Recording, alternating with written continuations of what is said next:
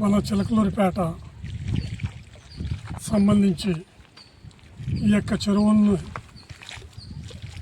మాజీ మంత్రివర్యులు మన శాసనసభ్యులు శ్రీ పత్తిపాటి పుల్లారావు గారి ఆదేశాల మేరకు సందర్శించటమైంది. దాదాపు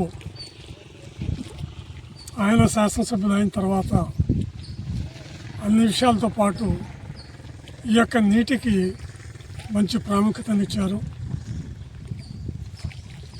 ఈ యొక్క నీటిని పైపుల ద్వారా ఇప్పుడు దాకా పెట్టారు. కొంత నీరు ఎండాకాలం కాబట్టి ఇంకిపోయే అవకాశం ఉంది కాబట్టి చిలకలూరిపేట పట్టణ ప్రజలందరూ కూడా వాటర్ని చాలా పొదుపుగా వాడాలి. ఎందుకంటే అధికారుల లెక్క ప్రకారం జూన్ దాకా వాటర్కి ఇబ్బంది ఉండదు. అయినప్పటికీ మనం జాగ్రత్తగా పొదుపు చేస్తే ఇంకొక 15-20 రోజులు అదనంగా వాడుకోవచ్చు. ఏదేమైనా నీటి సమస్య లేకుండా ఎమ్మెల్యే గారు అవసరమైతే ప్రభుత్వం వారితో కూడా మాట్లాడగలరు. దీనికి తోడు పట్టణంలో ఏడైనా లీకులు ఉంటే అధికారుల దృష్టికి తీసుకురండి.